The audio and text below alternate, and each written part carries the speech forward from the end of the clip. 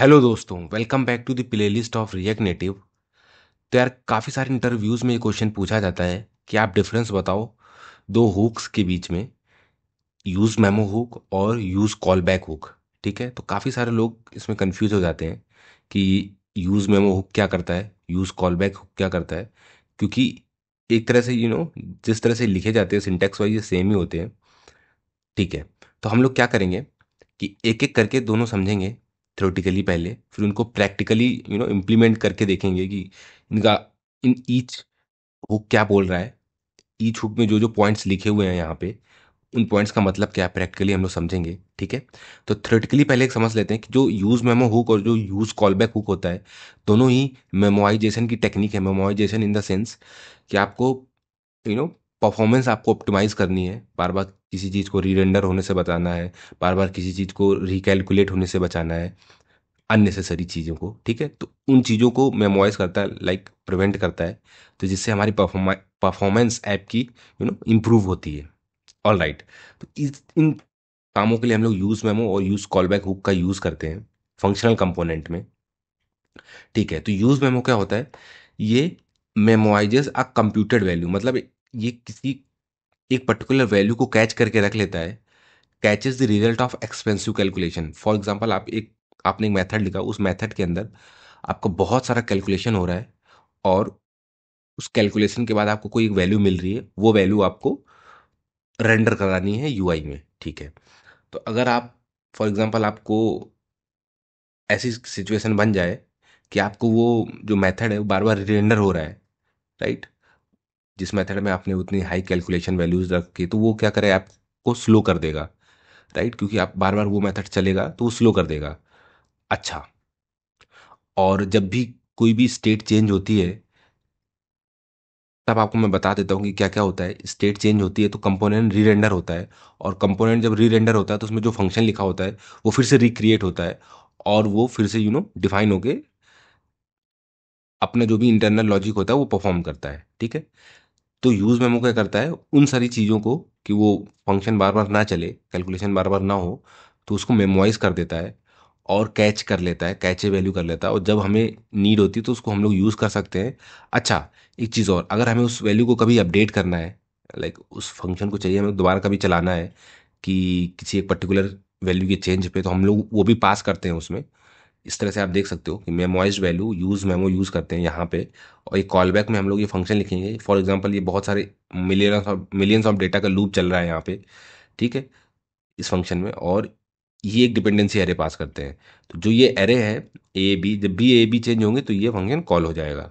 तो इस तरह से आप इसको अचीव कर सकते हो, रिकैलकुलेट्स ओनली व्हेन डिपेंडेंसी चेंज। ठीक है, अच्छा, ये सारे पॉइंट्स अभी हम लोग एक एक करके इम्प्लीमेंट करके देखेंगे, और देखेंगे कि अगर हम लोग यूज मेमो को यूज नहीं करेंगे तो क्या हो रहा है, यूज मेमो को यूज करेंगे तो क्या हो रहा है। ठीक है, ओके। अच्छा, अब यूज कॉल बैक हुक में आ जाते हैं। तो यूज कॉल बैक हुक क्या करता है, मेमोराइजेज अ फंक्शन। तो ये बेसिकली फंक्शन को मेमोराइज करता है, और ये मेमोराइज करता है कंप्यूटेड वैल्यू को, लाइक ये कुछ वैल्यू एक रिजल्ट रिटर्न कर रहा है, रिजल्ट बेसिकली एक वैल्यू है कुछ। ठीक है, तो इसको मेमोराइज करके रख लेगा, कैच करके रख लेगा, और ये क्या करेगा, ये एक फंक्शन को मेमोराइज करता है और returns the memorised function itself. तो हम इस यहाँ से फंक्शन भी रिटर्न कर सकते हैं, बट यहाँ से फंक्शन रिटर्न नहीं कर सकते। Recreate functions only when dependency changes. ठीक है, ओके। ये जो फंक्शन है, मेथड है, ये तभी रिक्रिएट होगा। फॉर एग्जांपल आपके पास एक कंपोनेंट में फंक्शन लिखा हुआ है, और आपने कंपोनेंट में कोई भी स्टेट चेंज करी, ठीक है, तो ये फंक्शन अगर नॉर्मली लिखा हुआ है तो फिर से रिक्रिएट होगा, और फिर से अपने, अगर कहीं चाइल्ड में ये फंक्शन पास हो रहा है तो चाइल्ड को भी रीरेंडर कर देगा। आप समझ पा रहे हो, फॉर एग्जांपल ये फंक्शन है आपका एक सिंपल डू समथिंग, ये फंक्शन आपने नॉर्मल लिखा हुआ है, यूज कॉल बैक यूज नहीं किया हुआ है। ठीक है, और जिस कंपोनेंट में वो लिखा हुआ है उस कंपोनेंट से आप एक चाइल्ड कंपोनेंट को भी यू नो इन्वॉक कर रहे हो, और उस चाइल्ड कंपोनेंट में एज अ प्रॉप इस फंक्शन को भेज रहे हो। ठीक है, तो जब पेरेंट कंपोनेंट में कोई स्टेट चेंज होगी और पेरेंट कंपोनेंट रिरेंडर होगा, तो ये फंक्शन फिर से रिक्रिएट होगा, राइट। फंक्शन फिर से रिक्रिएट होगा, मतलब कि जो आप चाइल्ड में प्रॉप भेज रहे थे वो प्रॉप फिर से चेंज होगा, उसको लगेगा कुछ चेंजेस हुए हैं। तो जब प्रॉप चेंज होगा तो वो चाइल्ड कंपोनेंट को फिर से रिरेंडर कर देगा, करेक्ट। अच्छा, तो इन सारी चीज़ों को अवॉइड करने के लिए यूज़ कॉल बैक हुक का यूज़ करते हैं। और ये जो रिटर्न करता है, ये फंक्शन इटसेल्फ रिटर्न करता है, तो ये फंक्शन को मेमोराइज करने का काम आता है, ताकि फंक्शन चाइल्ड चाइल्ड कोई फंक्शन तो बार बार रिरेंडर ना हो, और बार बार फंक्शन कोई रिक्रिएट ना हो। ठीक है, और ये काम आता है कि एक्सपेंसिव कोई कैलकुलेशन है, एक्सपेंसिव कैलकुलेशन का मतलब कैलकुलेशन ऐसी जो बहुत ज़्यादा टाइम ले रही है परफॉर्मेंस में, तो वो बार बार ना हो। एक बार उसको वैल्यू को हम लोग कैचे करके रख लेते हैं मेमो में, और उसको बार बार यूज़ करते हैं। अगर कभी चेंज करना पड़े बाई चांस, तो ए बी का डिपेंडेंसी एरे का यूज़ करते हैं। अच्छा, तो बस की डिफरेंस यही है कि ये कैल रिटर्न करता है दी कैलकुलेटेड वैल्यू, और ये रिटर्न करता है the function itself. All right, ठीक है, तो अब हम लोग चलते हैं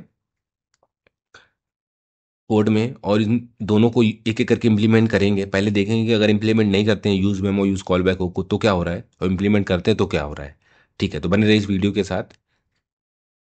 ऑल राइट, तो हम लोग वी एस कोड में आ गए हैं, और यहाँ में हमारे हमारे पास app dot T S X एक कंपोनेंट है, फंक्शनल कंपोनेंट है। ठीक है, अब हम लोग एक एक क्या काम करते हैं, एक नया कंपोनेंट बना लेते हैं, और वी कैन से कि अभी हम लोग app dot T S x में ही आ, ठीक है, यूज़ मेमो को पहले समझते हैं। ठीक है, तो यूज़ मेमो के लिए क्या करेंगे हम लोग, एक यहाँ पे मेथड बनाएंगे, पहले नॉर्मल मेथड। तो इसके अंदर हमें एक लोग मेथड बना लेते हैं, उसका नाम रख लेते हैं नॉट मेमोआइज्ड मेथड। ठीक है, ओके,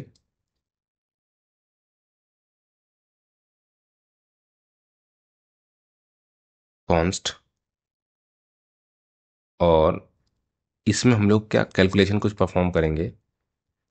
ठीक है, ये कुछ काम करेगा, तो फॉर एग्जांपल हम लोग यहाँ पे एक लूप चला लेते हैं, let I is equal to 0, I less than 99999।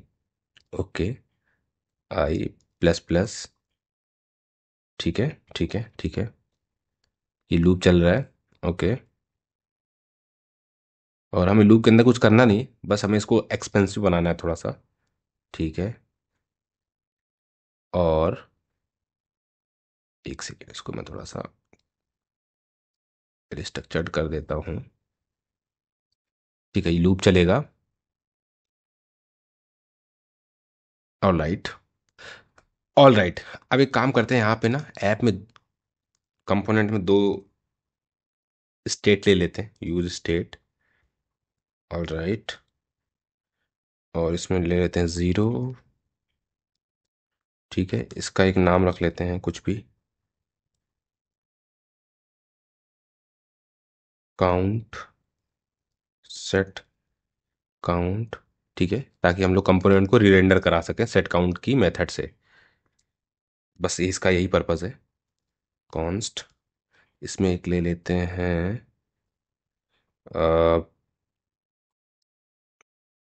तो सेट सो यूज स्टेट, इसकी वैल्यू ले लेते हैं दो। ठीक है, दो स्टेट वेरिएबल ले लिए। ठीक है, और अब इन दोनों स्टेट वेरिएबल को हमें कॉल कराना है ऐप डॉट जे एस में, ताकि इस ऐप डॉट जे एस को रीरेंडर करा सके हम लोग। ठीक है, और देख सकें कि विदाउट यूज मेमो क्या हो रहा है और यूज मेमो के साथ क्या हो रहा है। तो इसको हटा देता हूं मैं, और इसके नीचे मैं बटन ले लेता हूं, बटन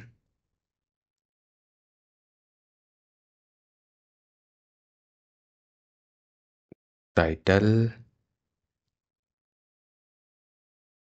इंक्रीज काउंट। ठीक है, on press. Okay, on press पे हम लोग क्या इस, ठीक है, तो इसको हम लोग लिख देते हैं सेट काउंट, और काउंट प्लस वन कर देते हैं। ठीक है, ठीक है, और सिमिलरली इंक्रीज शो, ठीक है, इसमें लिख लेते हैं शो सेट शो, ठीक है, दोनों वेरिएबल हम लोग, ठीक है, ऑल राइट। अच्छा, अब एक एक कंपोनेंट और लेना पड़ेगा। वो कंपोनेंट हम लोग या तो यहाँ बना सकते हैं या एक नई फाइल ही बना लेते हैं ताकि कन्फ्यूजन ना हो आपको। तो हम लोग लिख लेंगे इस कंपोनेंट का नाम expensive calculation dot J S, ठीक है, R N F S snippet use करेंगे और स्निपेट से पूरा कंपोनेंट रीराइट हमारा एक साथ ही आ जाएगा, उसका एक स्केलेटन बन के आ जाएगा, राइट। ठीक है, आप स्निपेट एक्सटेंशन यूज़ कर सकते हो वी एस कोड में। ठीक है, आ गया है ये एक्सपेंसिव कॉल, ठीक है, और ये जो एक्सपेंसिव कॉल है हम लोग इसके अंदर यहाँ पे एक मेथड ये बनाएंगे, ठीक है, ये बना लिया, ऑल राइट।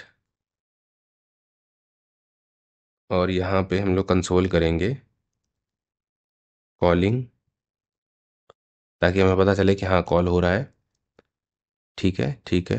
और इस मेमोराइज्ड नॉन मेमोराइज्ड मेथड को हम लोग यहाँ से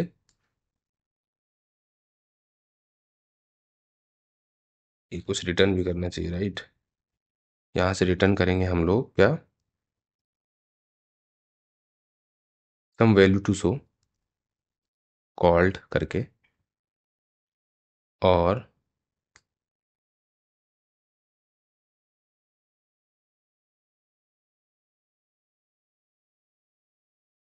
इसके अंदर हम लोग इसको कॉल कर लेंगे, ठीक है। तो हमने नॉन मेमोराइज्ड मेथड यहाँ पे जो कि रिटर्न कर रहा है एक स्ट्रिंग, उसको यहाँ पे कॉल कर लिया टेक्स्ट के अंदर, ठीक है। और ये वैल्यू जो 99 है ये बहुत सारी हो सकती है, लाइक 1 2 3 4 5 है, ये 7 8 9 10 टाइम्स भी हो सकती है, ठीक है। और ठीक है, हमारी वैल्यूज़ आ गई और यहाँ पे हम लोग इसको टेक्स्ट को हटा देता हूँ मैं, यहाँ से हम लोग एक्सपेंसिव कॉल को कॉल कर लेंगे, ठीक है, ठीक है, ठीक है,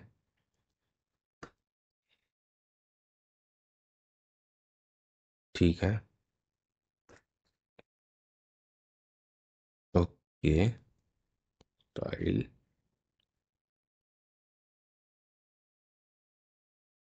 ठीक है, ओके। अब हम लोग क्या करेंगे कि हाँ मैं कंसोल ओपन कर लेता हूँ ताकि आपको समझ में आए कि क्या हो रहा है। मैं कंसोल ओपन करने के लिए ये जे प्रेस किया और यहाँ पे कंसोल आ गया, ठीक है, ठीक है। अब मैं आपको समझाता हूँ एक बार कि क्या हो रहा है, एक सेकेंड, ठीक है। अब आप ये देख सकते हो, इसको बंद कर देता हूँ, कि जो ऐप डॉट जे एस है इसमें हमने एक्सपेंसिव कॉल, ये एक चाइल्ड कंपोनेंट है, इसको कॉल किया है, ठीक है। और ये दो स्टेट अपडेट कर रहे हैं हम लोग बटन से। तो जब भी हम लोग स्टेट अपडेट करेंगे तो ये कंपोनेंट रीरेंडर होगा, right.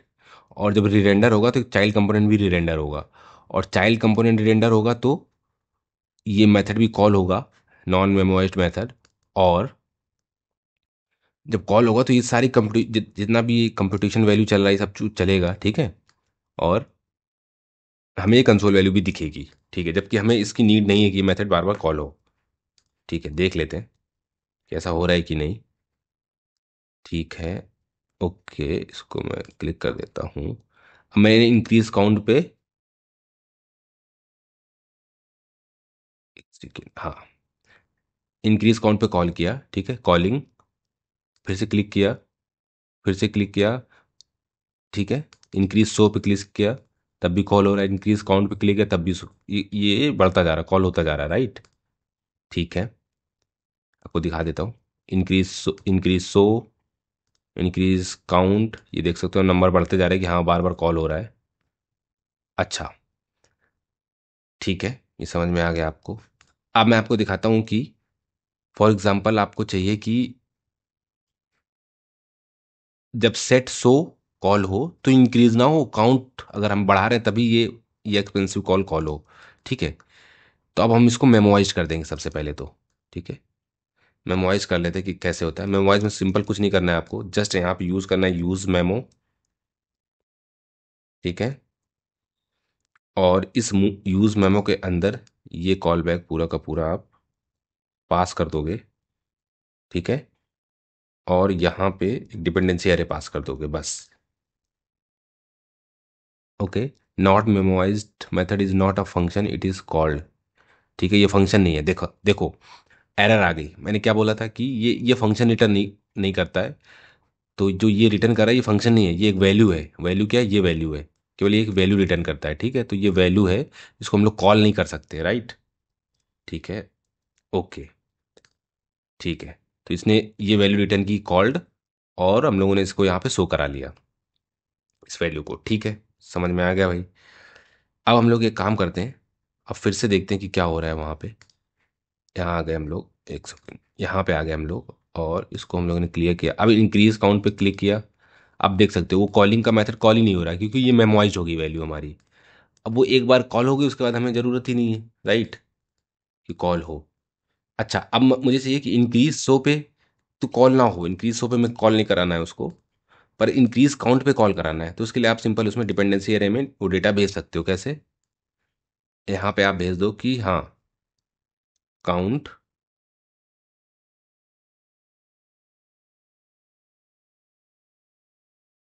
Is equal to count.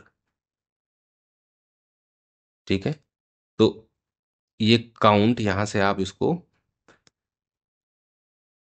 As a prop use कर सकते हो, और यहाँ पे उसको पास कर सकते हो। ठीक है, तो जब भी ये काउंट अपडेट होगा तो ये मेथड कॉल होगा, लेकिन इंक्रीज तो जब भी अपडेट होगा वेरिएबल, तो ये वाला मेथड कॉल नहीं होगा। क्यों? क्योंकि हम डिपेंडेंसी एरे में केवल काउंट पास कर रहे हैं। ठीक है, ये भी देख लेते हैं। ओके, ओके, ऑल राइट, इसको क्लियर कर देते हैं। एक बार तो कॉल हुआ ही है, क्योंकि पहली बार तो रेंडर हुआ है। इसको क्लियर कर दिया। अब आप देखोगे इंक्रीज पे क्लिक किया, कॉल हो रहा है, कॉल हो रहा है, लेकिन सॉरी, काउंट पे क्लिक किया तो कॉल हो रहा है। जब 100 पे क्लिक करेंगे तो आप देख सकते हो, क्लिक कर रहा हूँ मैं, 5 का 5 ही है ये। ऊपर वाले में क्लिक करूंगा तो यह बढ़ता जा रहा है। आप समझ गए? तो अब आपको यूज मेमो का मतलब समझ में आ रहा होगा कि यूज मेमो क्या करता है, कि हमें एक मेमोराइज्ड वैल्यू कैच करके दे देता है। जब तक कि इसमें कुछ भी वैल्यूज डिपेंडेंसी पास नहीं करेंगे, तब तक ये अपडेट नहीं करेगा। जब ये वैल्यू अपडेट होगी तभी ये कॉल करेगा। इससे क्या होता है कि बहुत सारी जो कैलकुलेशन ये हो रही थी, अभी मैं इसमें 999 और काफ़ी बार लिख देता ना, तो ये वैल्यू इंक्रीज करने में भी बहुत टाइम लेता, क्योंकि ये 2 सेकेंड 10 सेकेंड यही ले लेता ये लूप ही। तो इसलिए यूज़ मेमो को यूज़ करते हैं हम लोग। तो आई होप आपको यूज़ मेमो को समझ में आ गया कि हम लोग एक कंप्यूटेड वैल्यू को कैचे करके रख लेते हैं, ताकि उसको बार बार यूज़ कर पाए। लेकिन उस अगर हमें उस कंप्यूटर वैल्यू को कभी अपडेट कराना है, तो हमें डिपेंडेंसी एरे में वो डेटा पास करना पड़ेगा कि कब अपडेट कराना है। ठीक है, तो आप समझ गए हो। अब आप चलिए हम लोग देखते हैं use call back. All right, तो अभी हम लोग आते हैं app dot T S x पे। तो अब आप देख सकते हो यहाँ पे हमने एक वैल्यू पास करी है कंपोनेंट में एज अ प्रॉप। तो कभी कभी ऐसा हो सकता है कि हमें कोई कभी फंक्शन भी पास करना पड़ सकता है as a prop, right? Possible है। ठीक है, तो होगा क्या कि जब हम रिएक्ट नेटिव क्या करता है कि जब भी हम कोई फंक्शन पास करते हैं एज अ प्रॉप, या जो भी प्रॉप में वैल्यू पास करते हैं, जब भी ये चेंज होता है ना, तो ये कंपोनेंट ऑटोमेटिक रीरेंडर हो जाता है, राइट? ठीक है, तो अगर हम फंक्शन पास करेंगे यहाँ पे, और फंक्शन हमें पास करने के लिए यहाँ फंक्शन बनाना भी पड़ेगा, करेक्ट? तो बना लेते हैं, नॉट एन इशू। अच्छा, ठीक है, एक सेकेंड। ओके, इसको हम लोग बना लेते हैं कॉल बैक फंक्शन। ठीक है, इसको एरो फंक्शन बना लेते हैं।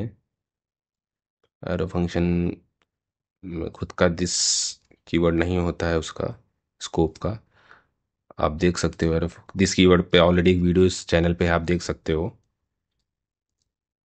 ठीक है, ये बना लिया। ओके, अब हमें ये फंक्शन यहाँ पे पास करना है। ठीक है, हमने पास कर दिया।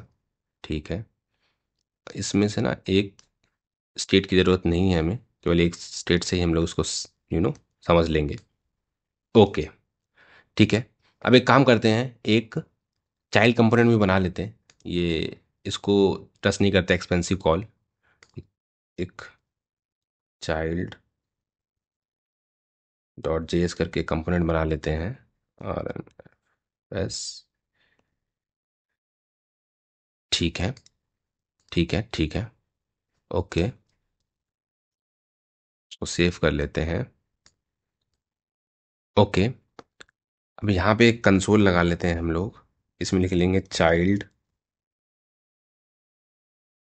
री रेंडर्ड, ठीक है, ताकि पता चले कि चाइल्ड कब कब री रेंडर हो रहा है। ओके, इसको हटा देते हैं, नीड नहीं है।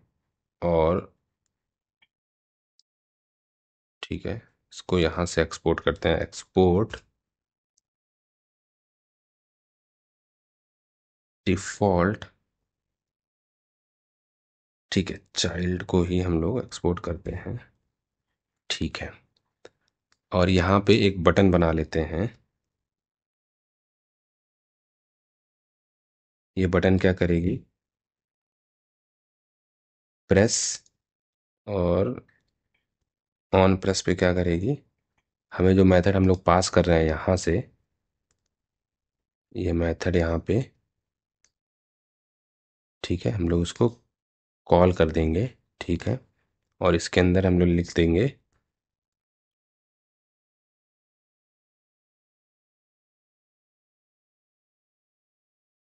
Call back called. ठीक है, ठीक है, इसको एक बार इस तरह से लिख लेते हैं, इसको भी एक बार इस तरह से लिख लेते हैं। ठीक है, तो अभी आप इस केस में आपको दिखाता हूँ कि क्या हो रहा है। ओके, यहाँ पे एक्सपेंसिव कॉल की जगह चाइल्ड, ठीक है, और इसमें स्टाइलिंग कर देते हैं हम लोग।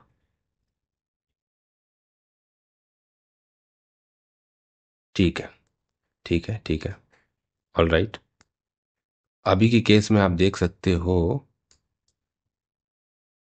चाइल्ड री रेंडर्ड, चाइल्ड री रेंडर्ड, ठीक है।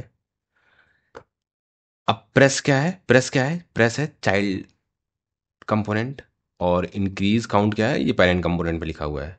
जब प्रेस क्लिक करेंगे तो कॉल बैक कॉल्ड, ऐसा कैसे हुआ, जब आप इस चाइल्ड में जाओगे, ये जो प्रेस लिखा हुआ है, एक सेकंड में इसको चाइल्ड प्रेस कर सकता हूँ। ठीक है, जब आप चाइल्ड प्रेस करोगे तो कॉल बैक कॉल होगा, और ये फंक्शन आपको कहाँ लेके आएगा, इसके अंदर, और ये कॉल हो जाएगा, करेक्ट, ठीक है, नो इशू, इसमें यहाँ तक कोई इशू नहीं है। ठीक है, ठीक है, ठीक है, और ये कॉल बैक, एक सेकंड इसको क्लीन कर देता हूँ, चाइल्ड प्रेस कर रहा हूँ, कॉल बैक कॉल्ड हुआ, ठीक है। जब इंक्रीज काउंट पे क्लिक करूंगा, जो कि, एक सेकेंड, जो कि ये है सेट काउंट, यहाँ की स्टेट चेंज करेगा ऐप की, तो इसके अंदर जब ऐप की स्टेट चेंज करेगा तो ये फिर से री रेंडर होगा, राइट, तो ये फंक्शन जो है ये फिर से रिक्रिएट होगा। और जब ये पास कर रहा है चाइल्ड में तो इसको लगेगा कि प्रॉप चेंज हो रही है, ठीक है, तो ये चाइल्ड कंपोनेंट को फिर से री रेंडर करेगा, आप देख सकते हो। इसको मैं प्ले करता हूँ, इंक्रीज काउंट, चाइल्ड री रेंडर, चाइल्ड री रेंडर, चाइल्ड क्यों री रेंडर हो रहा है भाई, मैंने तो केवल इस पेरेंट की स्टेट को अपडेट किया था, करेक्ट, इस वाली को यहाँ से। अच्छा, तो अब आता है काम में क्या, हमारा यूज कॉल बैक हुक, हमें पास फंक्शन करना है यहाँ से, ठीक है, पर मैं चाहता हूँ कि जो चाइल्ड कंपोनेंट है ये बार बार री रेंडर ना हो, क्योंकि मैं इस कंपोनेंट की स्टेट अपडेट कर रहा हूँ, ठीक है। अच्छा, ठीक है, तो अब हम लोग क्या करेंगे, सिंपल इसको यूज स्टेट से, यूज कॉल बैक हुक से बाइंड कर देंगे। तो ठीक है, यूज कॉल बैक हुक, और इसके अंदर हम लोग कॉल बैक, ये पूरा का पूरा कॉल बैक पास कर देंगे, ठीक है, ठीक है, और एक डिपेंडेंसी अरे, ठीक है। तो इस डिपेंडेंसी एरे में जब भी जो कुछ होगा, राइट, जब वो चेंज होगा तभी ये कॉल बैक कॉल होगा, ये मेथड कॉल होगा, basically call back function, otherwise call नहीं होगा। ठीक है, ठीक है, ठीक है, इतना समझ में आ गया अब आपको। अब एक काम करते हैं, इस चाइल्ड कंपोनेंट को मेमोराइज कर लेते हैं। लाइक ये ऐसा कर देते हैं कि जब कभी ये कॉल बैक फंक्शन चेंज हो, राइट, तभी ये चाइल्ड कंपोनेंट रेंडर हो। तो उसके लिए हमें क्या करना पड़ेगा, सिंपल एक रिएक्ट का फंक्शन वो होता है मेमो, ठीक है, ये हायर ऑर्डर कंपोनेंट है मेमो, और उसमें चाइल्ड पास कर दिया। तो अब ये हमेशा रीरेंडर नहीं होगा, रीरेंडर तभी होगा जब ये कॉल बैक फंक्शन जो है ये चेंज होगा, और ये चेंज तब तक नहीं होगा जब तक कि इस डिपेंडेंसी एरे में कुछ डेटा चेंज नहीं होता है। अगर हम लोग इस यूज कॉल बैक को पास नहीं करेंगे, तब ये call back function every time change होता रहेगा और ये फिर से रीरेंडर होता रहेगा मेमो यूज़ करने के बाद भी, क्योंकि चाइल्ड तो फंक्शन तो चेंज हो ही रहा है ना। तो मेमो केवल अब क्या करेंगे, मेमो केवल वही करेगा जब तक डिटेक्ट करता रहेगा, अगर कुछ प्रॉप्स में चेंज है, लाइक इस प्रॉप्स में चेंज है, तभी इसको रीरेंडर करेगा। और प्रॉप तब तक चेंज नहीं होने देगा कंपोनेंट ये वाला, जब तक कि यूज़ कॉल बैक हुक लगा हुआ है, जब तक इस डिपेंडेंसी एरे में कुछ चेंज नहीं होता है। ठीक है, अच्छा, तो अब हम लोग क्या करते हैं, एक बार उसको ओपन कर लेते हैं। ठीक है, अभी जब आप चाइल्ड प्रेस करोगे तो आप देखोगे call back called, call back तो कॉल्ड हो रहा है, कोई इशू नहीं उसमें, उसमें कोई इशू नहीं आया। ठीक है, इसको क्लीन किया। अब इंक्रीमेंट जब कॉल किया तो आप देख सकते हो कि हमारा वो जो क्लिक वाला मेथड था, ये वाला call back called, sorry, this one, child rerender वाला कॉल नहीं हुआ। ठीक है, अब इंक्रीमेंट पे आप मैं कॉल कर रहा हूँ, ये रिरेंडर नहीं हो रहा है, क्यों? क्योंकि वहाँ डिपेंडेंसी एरे में कोई डेटा नहीं है। ठीक है, ठीक है, तो ये बार बार रीजनरेट नहीं हो रहा है, और ये प्रॉप चेंज नहीं हो रहा है, प्रॉप चेंज नहीं होगा तो ये चाइल्ड रीरेंडर भी नहीं होगा। ठीक है, अच्छा, अगर इसमें मैं यही सेट काउंट पास कर देता हूँ फिर से, फॉर एग्जांपल आपके पास कोई दूसरा स्टेट है, आपको उस स्टेट पे चेंज पे ये चाइल्ड कंपोनेंट री रेंडर कराना है, अभी के केस में इसको काउंट समझ लेते हैं, तब आप करा सकते हो। अभी आप देखोगे कि, क्लीन कर देता हूँ मैं, इंक्रीज पे आप देख सकते हो आप, चाइल्ड री रेंडर, राइट। ठीक है, तो अब आपको समझ में आ गया होगा कि जो फंक्शन होता है वो कंपोनेंट रीरेंडर टाइम पर दोबारा से रीडिफाइन होता है, और उस चक्कर में इस चाइल्ड का प्रॉप चेंज हो जाता है, तो फिर से चाइल्ड बार बार रीरेंडर होता रहता है। तो हमें जब फंक्शन पास करना है किसी दूसरे कंपोनेंट में, तो हमें उसको मेमोराइज करने के लिए, लाइक परफॉर्मेंस ऑप्टिमाइज करने के लिए यूज़ कॉल बैक का यूज़ करते हैं, हुक का। और जब भी हमें किसी पर्टिकुलर, फॉर एग्जांपल किसी वैल्यू को हमें मेमोराइज करना है और इस कंपोनेंट में यूज़ करना है, इस कंपोनेंट में, तो हम लोग यूज़ मेमो का यूज़ करते हैं। ठीक है, ये केवल रिटर्न करता है वैल्यू, ये फंक्शन रिटर्न नहीं करता। ऑल राइट, तो आई होप आपको ये use memo versus use call back hook समझ में आए हैं, और ये इंटरव्यू पॉइंट ऑफ व्यू से इंपॉर्टेंट टॉपिक हैं, कई बार पूछे जाते हैं और इन डेप्थ पूछे जाते हैं। So if you like the video, please subscribe the channel and share the video and like the video. Thank you.